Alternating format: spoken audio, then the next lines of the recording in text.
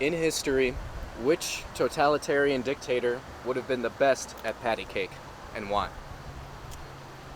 You know what? I got Pol Pot. Okay. Because he paved the way. He didn't let anybody tell him what was actually true. So he would have made it. He would have invented it, brought it forwards. Unless you had glasses. In which case you would have been dead before you were allowed to play patty cake. Do you have a most cartoonish fall that you can remember, and or a most cartoonish situation you've been in? You know, unfortunately, sophomore year, I did fall up the flight of stairs in like the language arts pot. Okay. I tripped a little bit and I just kept going up, but not on my feet. And it was really unfortunate. I dropped everything, never live it down. Your books and stuff? Yep. What did the water people... bottle? When they walk around you, that's how you know it's bad. Do you have a default dance move when you're at the function and or homecoming? I think it's clear. It's to sort of like awkwardly stand in the corner, pull the phone out, open up the weather app, sort of the calculator, anything you can do to look busy. And why do you have to look busy at the dance function? You gotta look like you're not doing it to avoid doing anything. Oh, I gotta take a call. and walk out. And why do you go to these dances and not really dance? Obligation. You gotta go. What are you gonna do? Miss it? Okay. You get clowned out. Yeah. But you can't. Stay one step ahead. What's a quality you really admire in one of your friends that you never really have complimented before? You know, I think that Josh Langamo can be a really calm person. And sometimes I have in the past clowned on him for being too nonchalant. But I think he can have a calming aura that's very good. He just exudes too much aura, even. Okay. What's a bad example of trying to do what Josh does sort of naturally? What is something too nonchalant? Oh, when you're sitting there and you're like, man, I just don't see it. I just don't feel the way you do. I'm just too nonchalant. Sort of lack of emotion. You're doing too much. How long do you think this nonchalant craze has been rampant through the halls? You know, just flooding our school gates. It's been rampant through me forever, because I'm permanently just too nonchalant and also 6'4". Do you have dreads? Yeah, they're coming in. They're coming in. Oh, you got the braids. You got the. Okay, they're locking in right now. You just can't see them. But for others, it's a fade. They can't be as nonchalant and just as good as me. Okay, I get that. As stoic even. Okay. What's your most useless talent that you're a little bit proud of? You know, I can talk really, really fast. Like, over 150 words per minute. I think it actually is, like, higher than that. Okay. It doesn't get me anywhere or do anything for me. Shoot. But if you give me a piece of paper, they're not ready for it. Do you have anything memorized that you think you could just spew right now at the top of your head? I got you with a tongue twister. Okay. Peter Piper, pickle peppers. How many pickle peppers did Peter Piper pick? Peter Piper, pickle peppers. How many pickle peppers did Peter Piper pick? I can't apply that anywhere, but I can do it. Well, what was your starter to this newfound talent of yours? Hate to say it, I started because of debate. Needed to say things faster, but then I just kept going faster and faster until it got too fast. You have the power to create a new school tradition. What's it gonna be? Everyone in the school has to follow it. I feel like we actually got to do something at football games, you know? We go to a sports game and it's the most boring go team. Like, I feel like if we did something that wasn't like admin telling us wear pink, there'd be like more. There'd be a little more of a culture than right now where nobody really cares about anything. So how do you enforce that? I don't think it's even enforcing. I think it's just giving it more student control, you know? Like, even the chants are picked out by, like, T.O. I know. Or, I don't know if it's T.O. Somebody. Like, they tell us what to say or, like, what can be said. Whereas, like, if students have a little more of their own opportunity to do that. I think there's more interaction at those games, and we see people actually care about Two Rivers. What's by far the most bizarre thing you've seen in either a school restroom or in the school cafeteria? See, about last year, I walked in to my solo stall bathroom only to find a line of blood trailing all the way across the room to the sink in the middle of the commons. How it got there, I don't know. But the things that you see that have to do with blood, no one should have to see. What do you think could be done about that? Clean them more. Clean them in the school day. By the end of 7th hour, those things are rank. Personality were a mix of two teachers, who would they be and why? You know, I think I'm like McCarthy, because I can be an asshole at times. And secondly, sometimes I can be Dr. Skimp, because I put the nerd emoji on and I push the glasses up into my skull and start yapping, just like him, for real. My goat. Okay. Are these traits you admire within yourself and in these people, or would you say they're just sort of part of your character? You know, I think there's something you can admire. They have downsides, but I mean, having things you care about and sometimes saying what you really mean is all good. What's your worst experience you've ever had with a teacher? You know, Dan McCormick of Advanced Language Arts 10 is not a good teacher.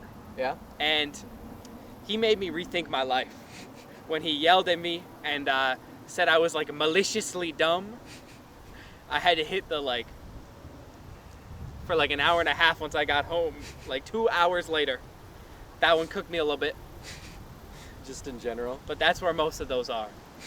I'm In not this the only class. one. You're not necessarily Steve Jobs, but you're this Apple CEO, and throughout the last couple of decades, the iPhone's really thrived on emojis, right? These little symbols to shorten our lexicon as best perceived. Why the troll emoji?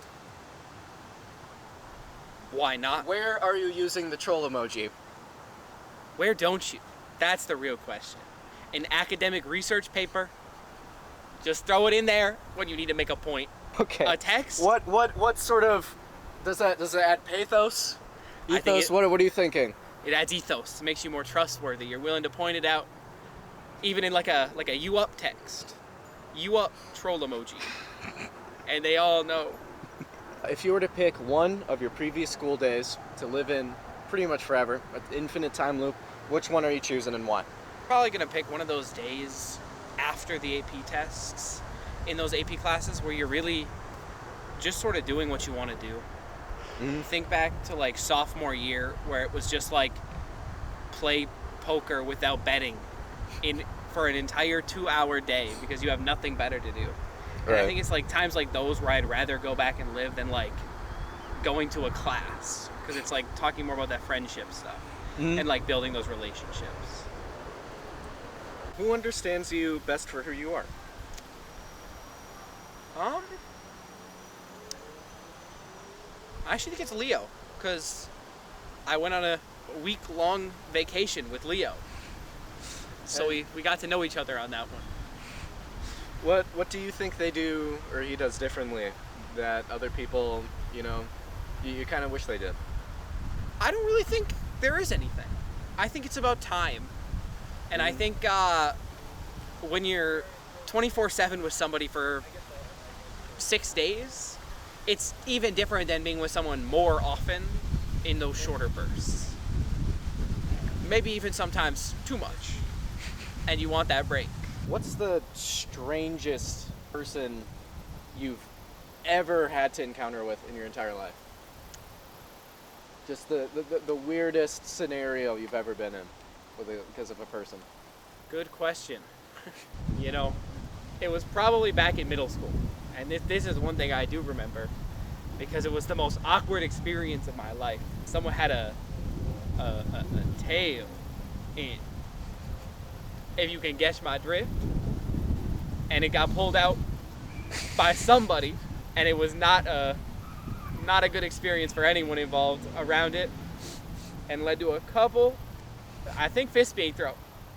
Overall, not good though. Was that in like the cafeteria or where It was that? outside of school Okay. at like a something, but I just remember the experience, and I remember that everyone was very quiet Were you in like close proximity? How close were you to this person? Would in you the say? room, In the room. close enough to know and to question my life up to that point, and their lives up to that point.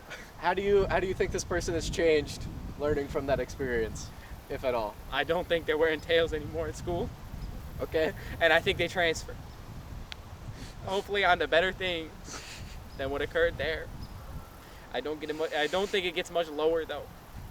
What do you think is the correct reaction to have to that? What are you supposed to do in that situation now that you've experienced it? I think you're supposed to stand up and leave the room and never look that person in the eyes again.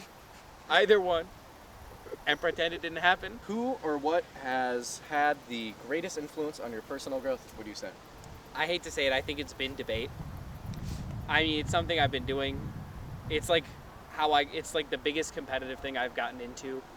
And it's also been interacting with people from our team and across teams in the activity that's like developed who I am in comparison to who I was in like middle school and everything. And it's been like pretty important in changing how, like, me. Can you describe a moment when you felt completely misunderstood?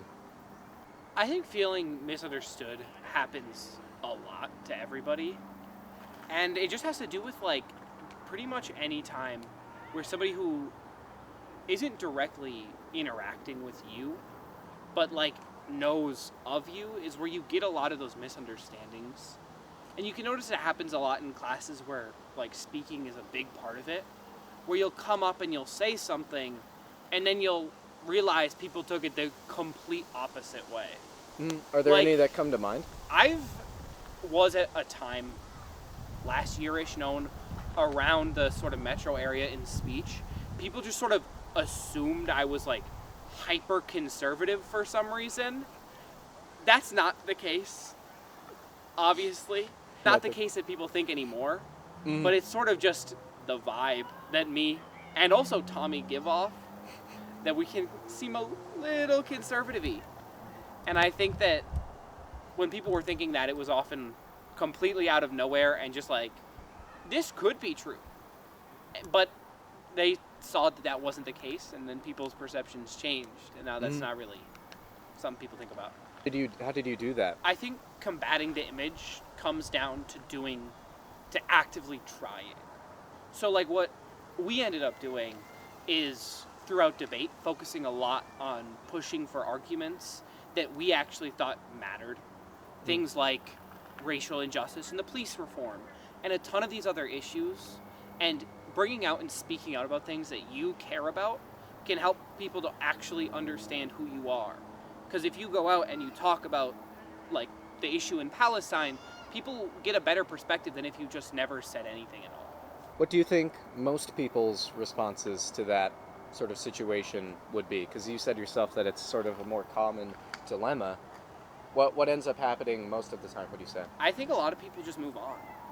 They're like, well, that person doesn't get it, and then they give up. And all that really does is just re-entrench these ideas people have. And like, if you're not willing to do anything to combat it, then that's basically true. And people's perceptions of you is just how everyone views you. And then like the real you sort of gets lost in everything. What's a part of yourself you're still working on accepting?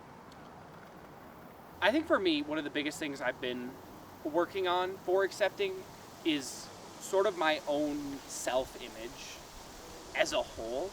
Like a lot of times, taking a look and saying, all right, like this is who I am fundamentally, is something you don't want to do. You don't want to say like, this is who I am right now and this is fine. And taking that step to accept things, especially like your personality, and saying like, this is just who I've become, is okay. And that's the thing that I've been working on and am continuing to work on the most. What would middle school you be most surprised about your life now? Um, the fact that I'm doing an interview like this and like actually outdoing things, because like I'm super like introverted on like the center of it all, and I think that middle school me would have been really surprised that I got out and do things and meet people and hang out rather than just like doing nothing besides maybe playing Fortnite with like one or two people every once in a while. Like, it's about getting out there and like how not introverted I can be perceived as in some situations, as opposed to in middle school where it was all introvert all the time, nonstop. What sort of life did you envision in middle school? I don't really know. I don't think I ever really thought that far ahead, really. It was more like, ooh, I am scared to do this, so I am not going to do this. And then that was the end of my thought process, for as little as it really mattered. And it really didn't do anything but hurt in the long run. So changing it probably got me closer to wherever I would have thought I wanted to be back then. What's your usual go-to outdoor activity? Just walking around, mainly. Any Chilling. upon glancing at the surroundings, anything that looks particularly interesting? That playground looks cool. Hang out there for a second. What on that playground? Swings. The swings? You know, who doesn't like doing a little swing? Can I join you? Yep. Can we just go? As a kid, what was your favorite playground activity, would you say? It was always doing swings. The game Always where you swings. run between people on the swings. The chicken cross the road. Yes, that was a banger. That was so good. Oh man, I'm a big fan of like the battle swings where you like went side to side and tried to give each other a concussion. That is also great. Really, any swing-related activity, you could throw shoes at people, try to flick them off. Oh yeah, it's very versatile. A lot of ways to injure somebody. But, you know, on average, I'd say the average high schooler probably doesn't go on as many swings. Why is that? I think it's probably because they're lame, you know? They're lame? They're NPCs, they despawn, you know? They stop existing. Yeah? Yep. Not that they choose to not go on the swing. It's true. And They go like outside? they leave my vision and then they just like power down. Oh, okay. I see the vision there. Yeah, that's what all the classrooms you don't go in are for. Okay. Awesome. That's enough. I'm trying to slow down, but I can't jump.